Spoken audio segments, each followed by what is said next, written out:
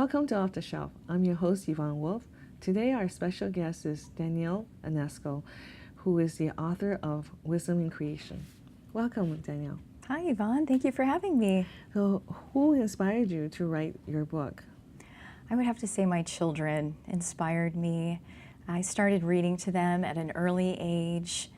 They were just weeks old, and I would have my twin boys in a bouncy chair, and I'd start reading to them Dr. Seuss books, and they would just follow, their eyes would be on me, just following me and listening to the words and my different voice inflections from reading, rhyming. Yes, I enjoyed that time with my children too.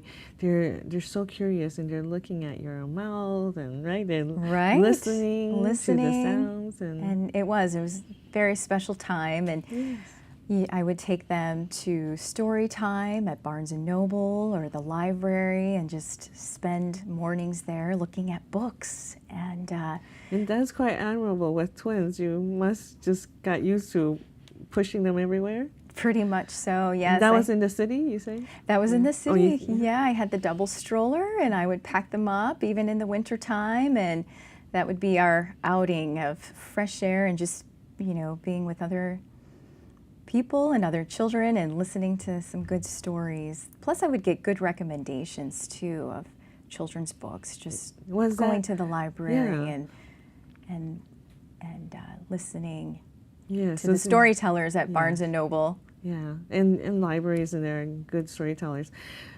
What inspired you to write this book? Because there's so many children's books nowadays. There are. I mean, much more than when I was a child, and perhaps so for you as well, right?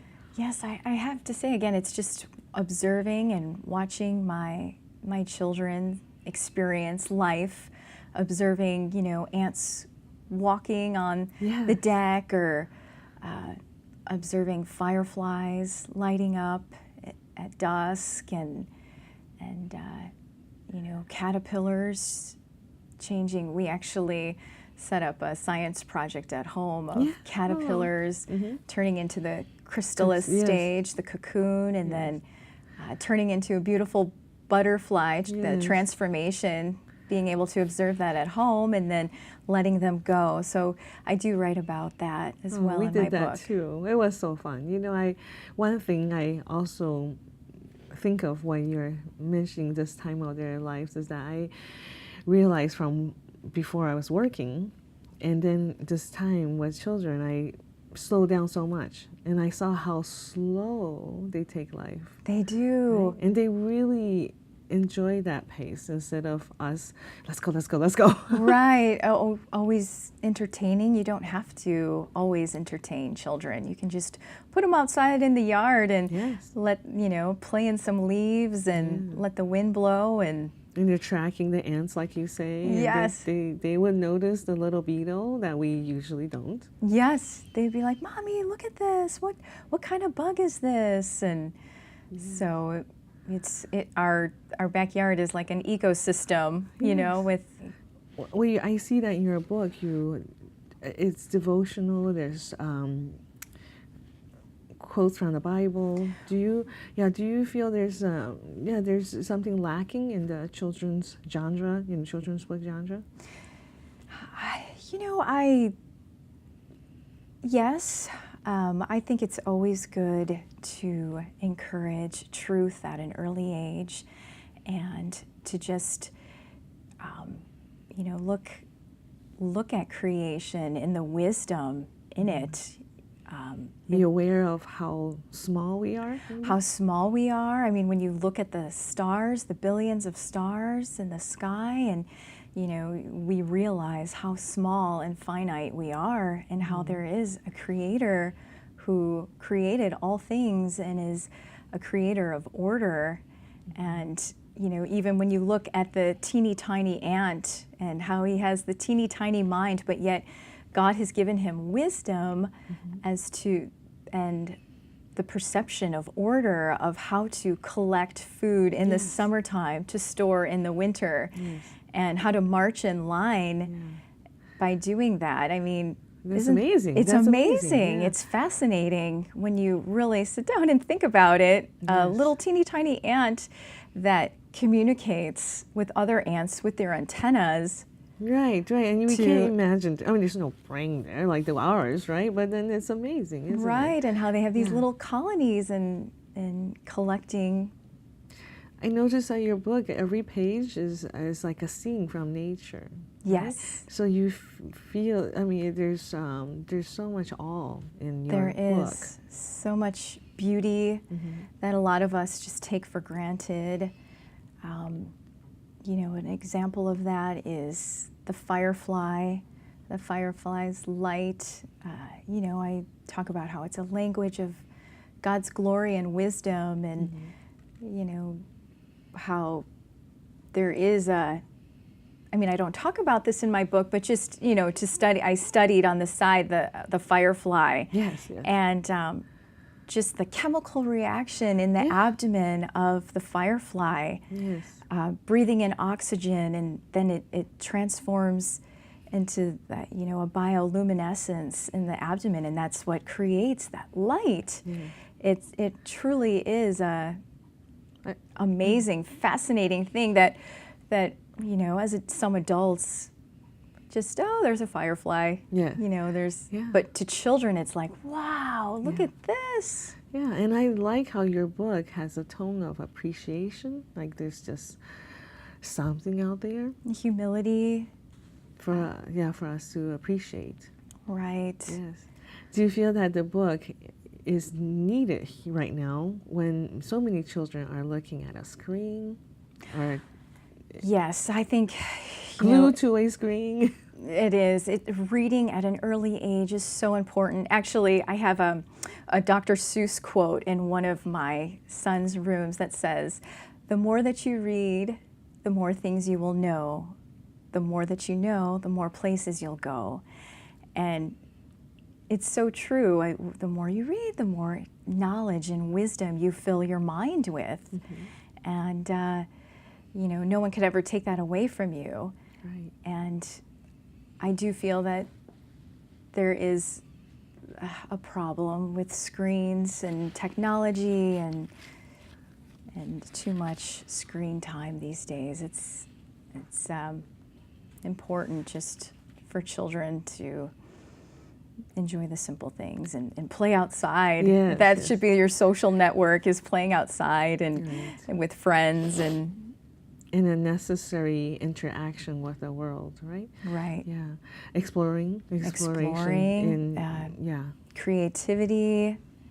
And I find that too, that students or children, if they're more in contact with natural curiosity, looking outside, and that will help them to have more interest in what they study in books, right? True, and just using their sensory, you know, sight, smell, hearing, touch. I mean, that's all those sensories are good for brain development as well. Yeah, and that's already early there. age. They tell you that. I mean, in a way, right? The children tell you they want to do these things, and Right. and and it's really a nice message in your book. Now, your children go to Glenview School? They go to Christian Heritage Academy in Northfield, and yes, it's a wonderful school. The teachers are just so tender-hearted, and it's parent-governed, so there's a lot of parent involvement. But Have you introduced your book to the school? I have, Yes. and I've been mystery reader a few Yes. times, and I gave one to the CHA library.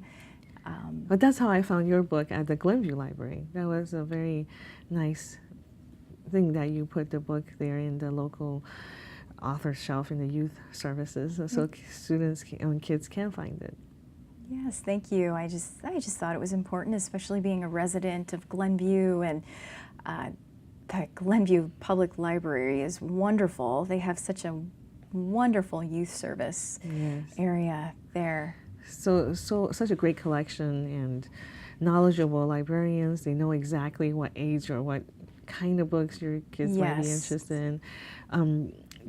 tell us a little bit how the publishing. Did you always knew who you wanted to publish with, or how did you go about finding that publisher? I did research, and I knew that I wanted to go with a Christian-based publishing company. And what I liked about Christian Faith Publishing is they helped tremendously with marketing and doing a press release and having connections with Ingram Distributor and BAM, which is Books A Million, and then also connecting me with Barnes & Noble and Amazon Prime. I see. So and iTunes. Okay. So is your book available in e-form or It is. hardcover as well? Hardcover, paperback, as well as ebook. Have you thought about doing audiobook? I mean, is that an option that publisher give you, or? Oh, I have not thought of it, and my publisher did not give me the option. It's just I'm sure our viewers have questions like that also, because there's just so much, so many forms now books can come in. And how did you find your illustrator? How did you work with an illustrator? Through Christian Faith Publishing, and just they connected me with an illustrator, and I was able to give very descriptive details of what I wanted on each page.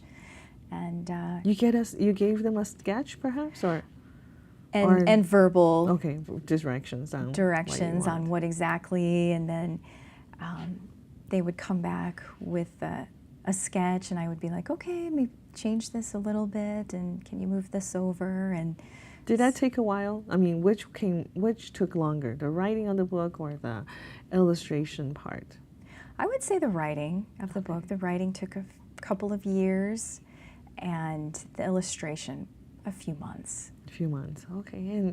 And did you ever meet the publisher, or is this all done by fax or by email, or how is it done? Pretty much done over email and over the phone discussions. And you get a final copy of the illustration yes. digitally, or yes. by mail, or digitally, yes, and also by mail as well. And then you approve it, and then this goes to a final copy. Right. Right. I see. And do you have any other books coming along? Next book, or do you have thoughts about those? I do. Future projects. I do. I have another one in mind, and I was thinking something along the lines of the fruits of the Spirit, which is love, joy, peace, patience, kindness, goodness, gentleness. Well, now you have 3 kids, right? Right. It takes some time to work on these. Are you on a manuscript, or how do you, when you write, do you use computer, or do you? We use pretty much paper and pencil, just jotting down. Yeah. Notes. Any little bit time you write something down? I do. Yeah. And I hear a lot of our authors do that, just so that we don't have the luxury of sitting at a desk for a couple hours quietly, right? Right. So we have to write when we can. Yes. And what would your advice be for our writers out there? Oh, I would encourage them to write. You never know, and definitely contact a literary agent for guidance and you have an agent who help you with I did, and then she's like, we can't promise you anything, but we'll read your manuscript and take it to the board, and we'll see, and so they liked it. So said that they wanted to publish it, and so that's when they referred me to a publicist. I see. So were you anxious about, where would you go if this publisher wouldn't publish your book? I mean, would you go to another publisher, or how do you feel about that? I really didn't think that far. Yeah. I went with my first publisher. Yes. And spoke with their literary agent, and I just thought, if it's God's will, He'll make it happen, and it's for His glory and not mine, and just to spread truth and But these are very positive messages, you know, appreciation for life. I mean, people say that's number one thought that can counter depression, right? If you just feel appreciation somewhere in your daily life, you can really be psychologically healthier. And it's so true. It's like from the abundance of the heart, the mouth speaks, and whatever going on in your heart comes out. So I just felt that it was very important, especially children, you know, Yes. to study knowledge and wisdom in God's creation. And it's because it is a sense of, it's a form of worship to our Creator, reverence and awe, and it's good to ponder those things, to store them away in your heart and mind. And slow down, perhaps? Slow and down. To feel that, right? Because Yes. sometimes we're moving too fast. We are. Right? And life just passes you by. Yes. And yeah, exactly, to slow down and appreciate the simple things. And when you were deciding moving from the city, what made you choose Glenview? One of the major reasons was for the schools, and Christian Heritage Academy was one of the big decisions of us moving to the Glenview area. And then everything just fell into place, the wonderful park district that Glenview has to offer, all the different activities. My kids are just so involved. And already in their kindergarten. Yes. I mean, we've done hockey and t-ball and swimming and oh my gosh, basketball. And there's just so much to do. I know. I almost had to scale my kids back when they're kindergartens, right? Because they want to do everything, right? So there was a CHA or Christian Heritage Academy back in the city. There Is was. That how you heard about? Yes, and my twin boys at the time were in the TWOS program, just one morning a week. And I just fell in love with the school there. And then we found out that that location was closing. I see. But there was a location in Northfield. So that played a big factor into our decision of moving out of the city into the suburbs. Do you belong to a denomination in Glenview or in this area? We have been attending the church at CHA, oh yes, which is an evangelical church. And we really enjoy. We also are members of a church up in Antioch, Illinois, which is Crossview Church. I see. Well, Danielle, it's wonderful that you're reading at schools at Christian Heritage Academy. What are some reactions for your book? So far, the reactions have been positive. I've been getting positive feedback from the teachers and parents, and especially in this preschool, because the teachers in the preschool and kindergarten, they study a lot. They begin the school year in studying the book of Genesis and creation. So this has been very appropriate, right? Right. A good asset. Applicable for the students so that they can see some connection with real life and Right. And so I've been able to be mystery reader in my children's classes or read it at school in their classrooms. Have you received reviews on Amazon? I have, and so far they've been positive reviews, which is encouraging. Yes. And I think because, before purchasing, a lot of customers do read reviews before they make a purchase. And your readers are probably very excited about future books from you. They are, yes. Do you get feedback on Facebook or other media? I have posted a short video of my book on Facebook, and yes, I have gotten positive feedback from there as well. In the past, it's very hard for authors to meet or get immediate feedback from their readers. How do you feel about that, being able to connect directly with readers? Well, it's great. It does take And I did speak with my publicist during the week on just some ideas on how to promote my book, and she said, first and foremost is just getting involved in your community. Yes. And then allowing the people in your community to pass it on, and that's how it snowballs and just the word gets spread. But that takes time. Oh, yes. My yes. book just was published this summer, Right. so Wow. it may take years, Yes. and I just have to be patient. It's And very busy. I mean, these speaking engagements can become a life of its own. I mean, it right. takes you away from your family and such, right?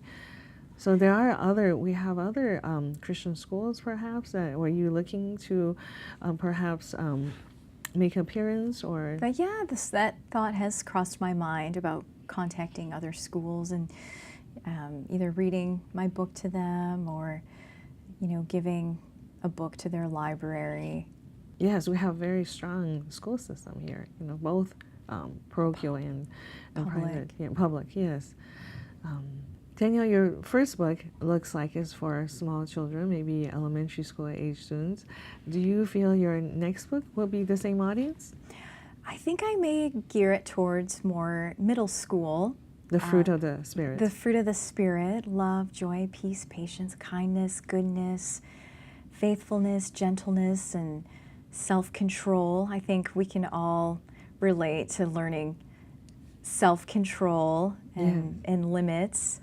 I'm teaching my boys specifically self-control, especially when they're angry. Yes. It's a it's natural okay. emotion. Yes. Right. I explain to them that God has given us emotions and feelings, and it's okay to have those feelings, and anger is one of them.